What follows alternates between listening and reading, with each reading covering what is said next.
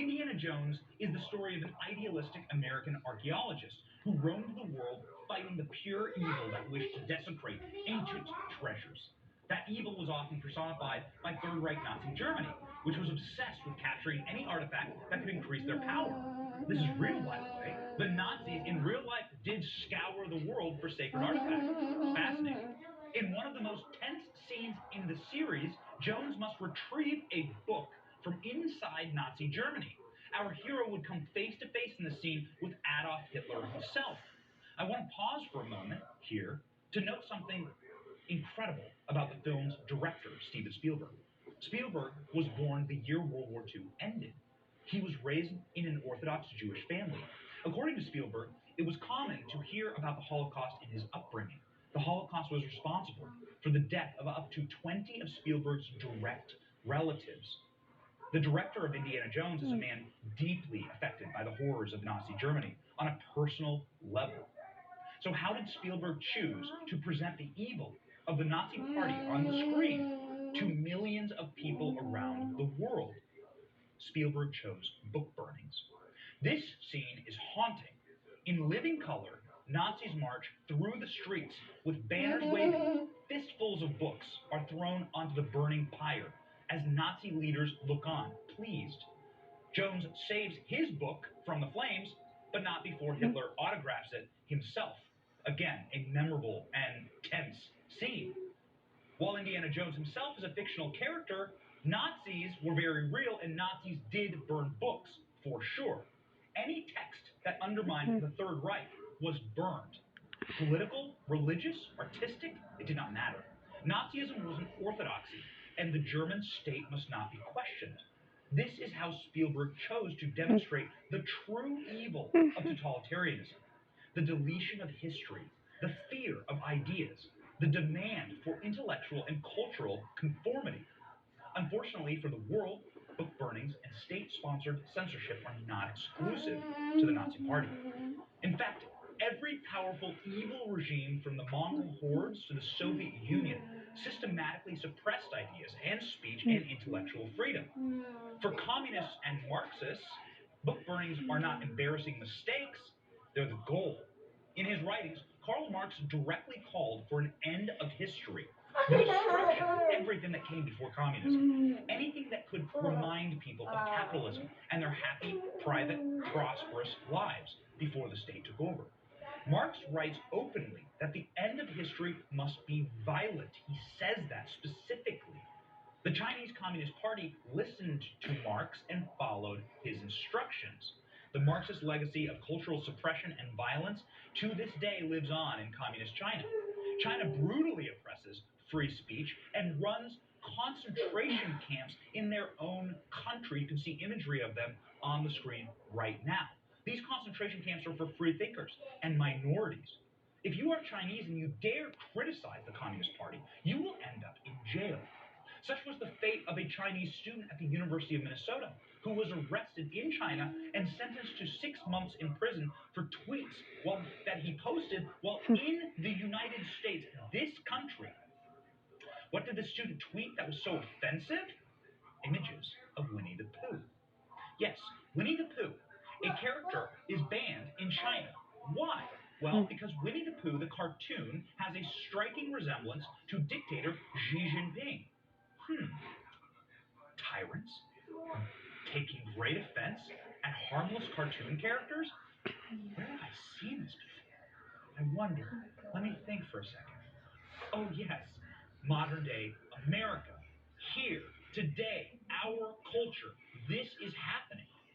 Marxists have used the hollow shell of the Democratic Party to ascend to power and do what they have always wanted to do in this country and what they do in every country: destroy the history and culture of the nation that they have taken over. This year alone, we have seen Kermit the Frog, Mr. Potato Head, Dr. Seuss, Star Wars characters, pancake syrup, butter, and beloved sports teams' logos banned, erased from history. These are not simply marketing choices of private companies. We want to emphasize this. Joe Biden's White House endorses these modern day book burnings. The White House, the most powerful seat in our land. Biden broke with long-standing tradition and refused to acknowledge Dr. Seuss on his birthday this very week. He refused to recommend that children read beloved Dr. Seuss books. Amazon then stopped selling certain Dr. Seuss titles, and publishers halted printing them entirely. Here are real screenshots from an eBay user getting blocked for trying to sell a Dr. Seuss book because it is, and I quote, offensive material. We verified these images are real. What's also real shocking, is that Hitler's Mein Kampf is still available for sale on eBay. This is a book literally about racism. This is a book literally calling for book burnings. You cannot make this up. I wonder what Steven Spielberg is thinking right now after filming that Indiana Jones scene nearly 30 years ago. It's safe to say that never in world history have the people advocating for book burnings, censoring speech, and criminalizing ideas been on the right side of history. So why is this happening? Well, the same reason it always happens: power. The cultural Marxists want it bad. And they're not stopping with burning cartoons and children's books. No, no, no. They have bigger plans in mind. These Marxists are pushing right now critical race theory. This is a theory that is the antithesis of American ideals. Critical race theory is indeed racist. It implicitly judges people on their skin color, which is evil and wrong and un-American. It also demands equity, not equality. This is an important difference. Equality is guaranteeing the same opportunity. Equity is guaranteeing the same outcome. This country was not founded on equity, it was founded on equality. Opportunity. What you do with your American opportunity is up to you. You will determine your own outcome. That is the American tradition. This is critical. When you hear the word equity, it is code for communism and communist principles. Perhaps this is why the Biden administration is so fond of using this word. Racial equity will not just be an issue for one department in our administration. It has to be the business of the whole of government and all our federal policies and institutions. And that's why he's taken a number of steps, even in the last 6 weeks since he took office, launching a whole of government initiative to advance racial equity. Advance racial equity and make sure the economic recovery includes everyone. The president has committed the whole of our government to advancing racial justice and equity for all Americans. Of course, we had an equity task force led by Dr. Marcella Nunez-Smith to look at this closely. Again, I'm going to go back to the whole question of equity. Terrifying. Remember, equity equals communism.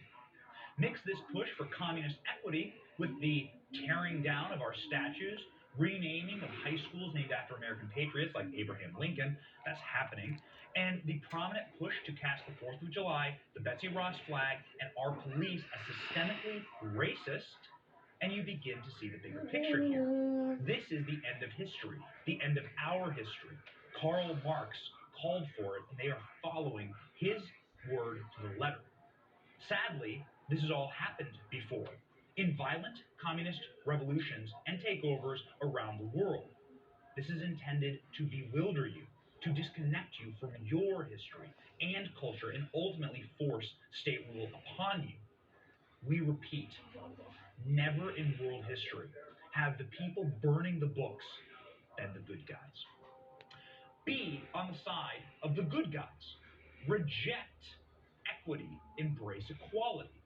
Reject communism, embrace American culture.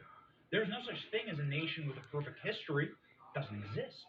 But there are nations founded on the correct ideals and principles. America is one of those nations. Be proud. It's why I'm happy to report that virtually all of the top 20 most popular books on Amazon, right now the largest bookseller in the world, are Dr. Seuss titles. That's awesome. That's great. And it shows something about America. It shows that we are better than the communists. We will not be told what we can and cannot buy, what we can and cannot read. This show will never stop defending American culture, and to that end, the Benny Report has created an in memoriam for the culture we have lost tragically in our war with the communists just this year. Without further ado, I give to you Benny Report in memoriam.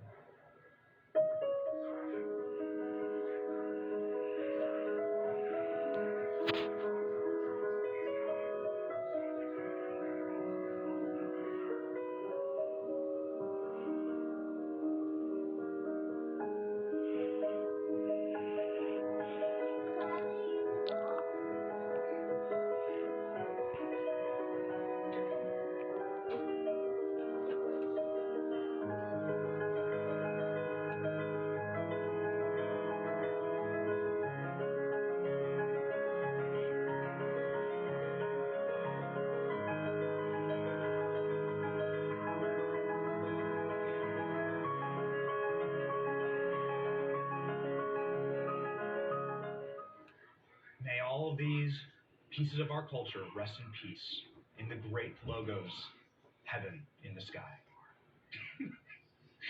Our next guest is a veteran himself of the culture wars, and he knows the sting of cancel culture himself firsthand. ALX joins us next.